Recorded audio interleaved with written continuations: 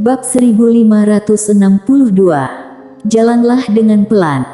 Dalam sekejap, situasi di lapangan langsung berbalik. Setelah para master klan Kaisar Abadi ini muncul, mereka langsung menyerang kelompok master dinasti Daxing. Dalam sekejap, master dinasti Daxing itu langsung dibunuh.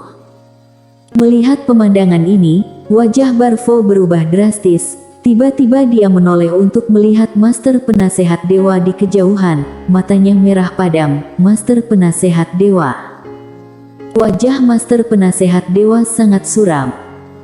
Saat ini, Jenny Dongli di bawah tiba-tiba menunjuk ke arah master penasehat dewa dengan marah. Hentikan dia. Setelah suara itu terdengar, dia langsung menyerang master penasehat dewa itu. Melihat hal tersebut, raut wajah master penasehat dewa berubah drastis. Dia buru-buru berkata, "Nonamu, hentikan dia." Berbicara tentang ini, dia tiba-tiba menoleh, tetapi pada saat ini, belatimu telah menghilang. Pergi. Master penasehat dewa terpana. Sialan. Wanita ini benar-benar melarikan diri. Apakah ini satu-satunya cara untuk menjual rekan satu tim? Master penasehat dewa tidak punya waktu untuk berpikir banyak. Dia tiba-tiba menekan teknik teleportasi luas. Saat suara terdengar, lingkaran cahaya besar tiba-tiba muncul di bawah kaki semua master alam semesta aula dewa di lapangan. Semua orang menghilang di detik berikutnya. Semua menghilang, termasuk para master dinasti Daxing yang tersisa. Semua teleportasi. Melihat adegan ini, wajah Jenny Dongli tiba-tiba muram. Dia tidak menyangka bahwa master penasehat dewa begitu menakutkan sehingga dia langsung mengirim semua master alam semesta aula dewa pergi. Kemampuan ini sedikit melawan langit. Di lapangan, para master klan Kaisar Abadi itu juga sedikit bingung. Mereka sedang menghajar orang, lalu orangnya hilang. Kali ini Jenny Dongli tiba-tiba berkata, "Kembalilah ke dunia abadi." Setelah berbicara, dia berbalik dan pergi. Di arena, semua master pergi satu demi satu. Wanita misterius berjalan di depan Mileye. "Ayo kita kembali ke dunia abadi dulu." Setelah hening sejenak, Mileye mengangguk, lalu mengikuti semua orang ke alam semesta 9 dimensi. Langit berbintang berangsur-angsur kembali tenang. Dan pada saat ini, seorang wanita muncul di lapangan secara diam-diam. Wanita itu mengenakan gaun rami ketat dengan tali rami diikatkan di pinggangnya, yang membuat sosoknya yang sudah langsing semakin ramping dan anggun. Dia juga mengenakan sepasang sandal rami di kakinya, jari-jari kakinya terbuka, seputih batu giok dan sangat indah. Wanita itu meletakkan tangannya di belakang punggung, ekspresinya acuh tak acuh, pandangannya tertuju pada penghalang alam semesta yang mengarah ke alam semesta 9 dimensi di kejauhan. Setelah sekian lama, wanita itu tiba-tiba menoleh. Tidak jauh dari sana, berdiri seorang wanita yang sedang bermain pisau. "Ini belatimu." Belatimu memandangi wanita itu dan berkata sambil tersenyum, "Linen, lama tidak bertemu." Linen, salah satu pelindung aturan hukum alam semesta. Linen tanpa ekspresi, aula dewa memberikan perintah, "Kembali. Kembali." Belatimu berkedip, "Suruh aku kembali." Linen melirik belatimu, "Ya." Belatimu tersenyum, "Oke, aku akan segera kembali." Setelah berbicara, dia berbalik dan kabur. Linen menggelengkan kepalanya. Dia tahu bahwa wanita ini tidak akan kembali. Tepat pada saat ini, belatimu berbalik lagi. Belatimu memandang Linen, "Aku melihat Desi." Linen sedikit mengernyit. Belatimu berkata dengan serius, "Aturan hukum alam semesta itu kemungkinan besar mengikutinya." Saat dia berbicara, dia melihat sekeliling, kemudian berkata, "Jangan bilang aku sudah memberitahumu." Setelah berbicara, dia berbalik dan berlari. Dalam sekejap mata, dia menghilang di ujung langit. Setelah keheningan yang lama, Linen berbalik dan mengambil satu langkah, dia langsung menjangkau 10 star teritori. Di suatu tempat di langit berbintang, Master Penasehat Dewa tiba-tiba mengangkat kepalanya. Begitu dia mengangkat kepalanya, Linen sudah muncul di depannya. Master Penasehat Dewa mengangguk sedikit, "Nona Linen." Linen membuka telapak tangannya, token ungu tiba-tiba melayang dari telapak tangannya menuju Master Penasehat Dewa. Melihat token berwarna ungu ini, ekspresi Master Penasehat Dewa sedikit berubah. Token Dewa. Mereka yang memiliki token ini dapat mengerahkan semua master di alam semesta aula dewa kecuali pelindung aturan hukum alam semesta. Master Penasehat Dewa memberi hormat sedikit, "Silakan Nona memberikan perintah." Linen memandang Master Penasehat Dewa, "Hancurkan klan Kaisar Abadi." Master Penasehat Dewa mengambil token, "Laksanakan."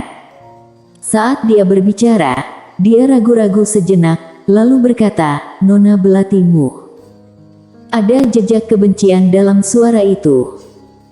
Jika Belatimu bekerja sama sebelumnya, Ketua Klan Kaisar Abadi tidak mungkin membuka penghalang ruang hampa alam semesta. Dia juga dapat memindahkan Master Dinasti Daxing.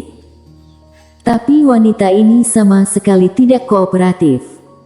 Bukan saja dia tidak bekerja sama, tetapi dia juga ingin memukulnya. Linen terdiam. Mengenai Belatimu ini, dia juga pusing.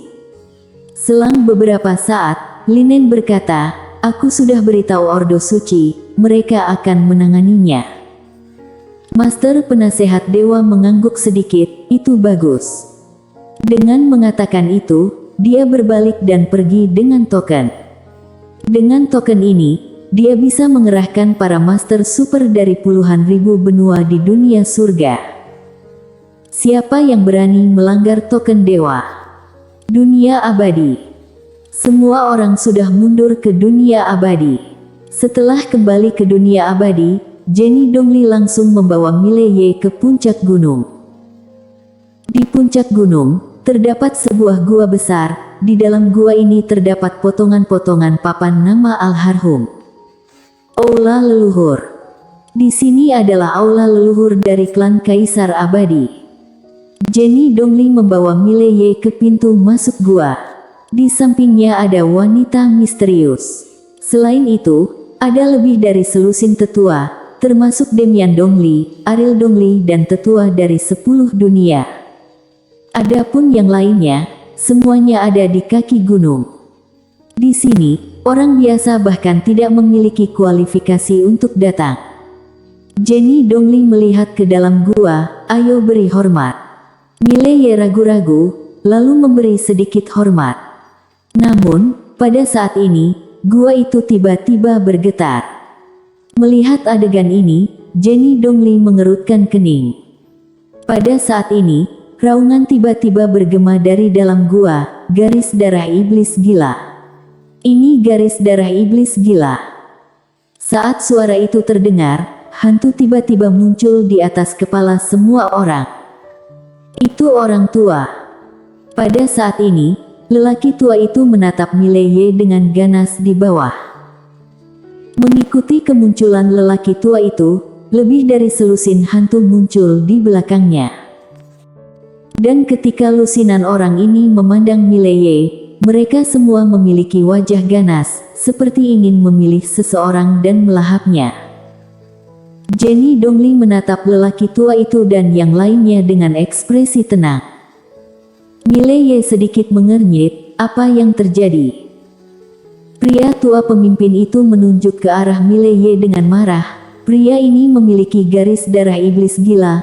Kalian ternyata ingin dia menjadi tuan muda dari klan Kaisar Abadi. Apakah kamu lupa bagaimana ayahnya memperlakukan klan Kaisar Abadi saat itu?" Pria berbaju biru. Di samping, Ariel Dongli dan tetua lainnya hanya diam. Klan Kaisar Abadi nyaris dihabisi oleh pria berbaju biru. Jenny Dongli tiba-tiba berkata, dia memiliki garis darah klan Kaisar Abadi. Saat dia berbicara, dia menunjuk dengan ringan. Di dalam tubuh Mileye, garis darah klan Kaisar Abadi tiba-tiba bergetar. Kemudian, aura yang kuat menyembur dari tubuh Mileye. Garis darah abadi. Melihat garis darah abadi ini, lelaki tua itu dan yang lainnya sedikit terkejut, tetapi tak lama kemudian, lelaki tua itu berkata dengan garang, "Terus kenapa? Dia hanya pemuda yang dilahirkan oleh seorang wanita dari klan Kaisar Abadi dengan orang luar. Dia bukan keturunan langsung garis darah Kaisar Abadi, dia." Jenny Dongli mendadak geram, lancang. Setelah suara itu terdengar, dia tiba-tiba mencengkeram tenggorokan lelaki tua itu dengan tangan kanannya. Ariel Dongli dan yang lainnya terlihat tenang dan tidak menunjukkan niat untuk menghalangi mereka. Jenny Dongli menatap lelaki tua itu dengan dingin. "Ada apa kalau wanita?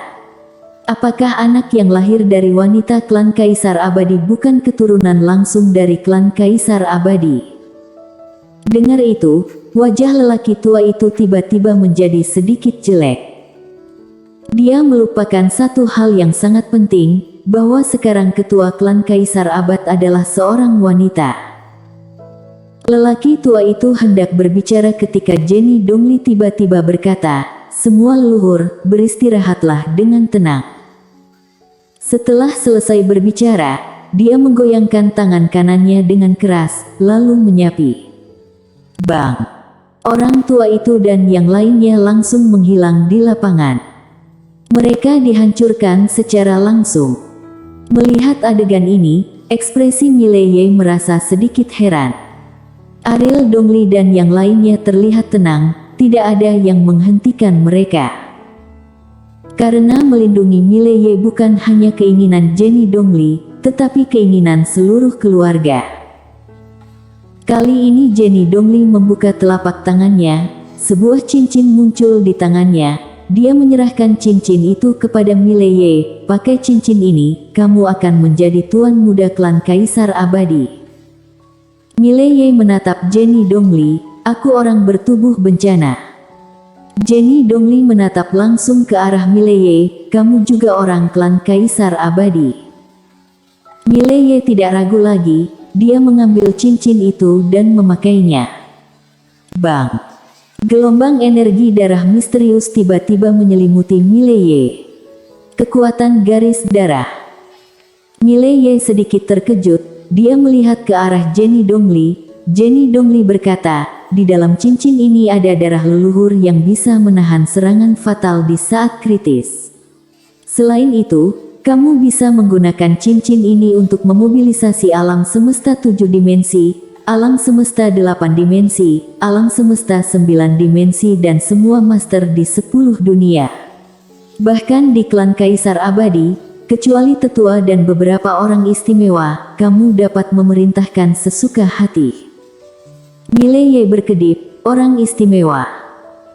Jenny Dongli menatap Mileye dan berkata sambil tersenyum, "Kamu tidak benar-benar berpikir bahwa orang-orang itu sebelumnya adalah kartu truf terakhir klan Kaisar Abadi, kan?" Mileye tercengang, lalu dengan cepat bertanya, "Apakah kita punya kartu lain?" Ada senyuman di wajah Jenny Dongli. Dia sangat puas dengan kata "kita" yang diucapkan Mileye. Seharusnya dikatakan bahwa dia sangat terhibur. Yang paling dia takuti adalah Mileye tidak memiliki rasa memiliki klan Kaisar Abadi. Jenny Dongli menarik pikirannya dan berkata sambil tersenyum, "Aku akan memberitahumu perlahan di masa depan." Mileye berpikir sejenak, lalu berkata, "Oke, ketua klan, ada yang harus aku lakukan." Jenny Dongli mengangguk, "Pergilah." Mileye menangkupkan tangan, berbalik dan pergi. Setelah Mileye pergi, Jenny Dongli tiba-tiba berkata, "Tunggu." Mileye menoleh untuk melihat Jenny Dongli. Jenny Dongli merentangkan telapak tangannya. Sebuah pil melayang di depan Mileye. "Ini adalah pil umur, yang dapat meningkatkan umurmu setidaknya 100 tahun. Mileye tidak menolak, dia menyimpan pil itu, terima kasih. Setelah berbicara, dia berbalik dan pergi. Setelah Mileye pergi, Jenny Dongli tiba-tiba berkata, kirim seseorang ke alam semesta 5 dimensi, aku perlu tahu tentang si kecil ini. Dia benar-benar ingin tahu orang seperti apa Mileye itu. Karena dia adalah tuan muda dari klan Kaisar Abadi. Tidak hanya harus ada bakat dan kekuatan yang kuat, tetapi juga karakter yang dapat dipercaya. Jika karakternya tidak bagus, dia tidak akan membiarkan orang seperti ini menjadi penanggung jawab klan Kaisar Abadi. Mileye datang ke sebuah rumah besar. Klan Xiao. Begitu Mileye berjalan ke pintu, seorang lelaki tua langsung menyapanya. Orang ini adalah ketua klan Xiao. Ketua klan Xiao buru-buru memberi hormat, salam kepala keluarga muda. Mileye adalah tuan muda klan Kaisar Abadi. Klan Kaisar Abadi telah mendeklarasikan di seluruh alam semesta 9 dimensi. Jadi siapa yang tidak mengenal Mileye? Mileye dengan erat memegang kalung di tangannya, berkata dengan lembut, aku ingin melihat Nona Seri Xiao. Pria tua itu buru-buru berkata, Tuan muda, ikutlah denganku. Setelah berbicara, dia masuk bersama Mileye. Di dalam sebuah rumah, Mileye berdiri diam, tidak jauh darinya duduk seorang wanita mengenakan mahkota Phoenix dan gaun pengantin merah. Dia tampak tenang dan matanya tidak fokus. Mileye terdiam, dia memegang kalung itu dengan erat di tangannya. Saat ini dia lebih rela menghadapi 10 belati muh. Setelah beberapa saat, Mileye menarik napas dalam-dalam, berjalan ke arah wanita itu, menyerahkan kalung itu kepada wanita itu, berkata dengan suara bergetar, Nona Xiao, dia bilang, ingin memutuskan pertunangan. Seri Xiao memandangi Mileye tanpa mengucapkan sepatah kata pun, entah kapan, pipinya berlinang air mata. Mileye tidak berani menatap mata Seri Xiao, dia sedikit menundukkan kepalanya.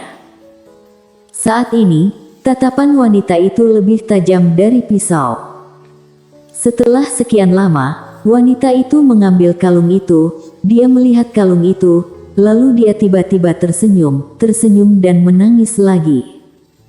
Tangan Mileye berangsur-angsur bergetar, maafkan aku. Wanita itu memandang Mileye, hari ini adalah hari pernikahanku dengannya. Mileye menunduk dan berkata dengan gemetar, maafkan aku. Mata wanita itu perlahan tertutup, pergilah. Aku tidak ingin melihatmu.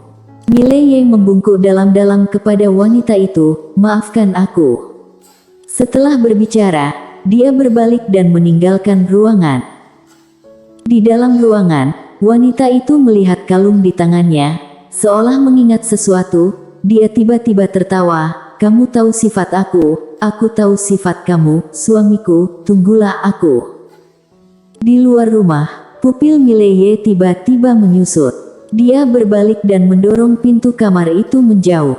Di dalam kamar, mata wanita itu tertutup, tidak ada kehidupan di tubuhnya. Di tangannya ada kalung yang bergoyang tertiup angin. Bersambung.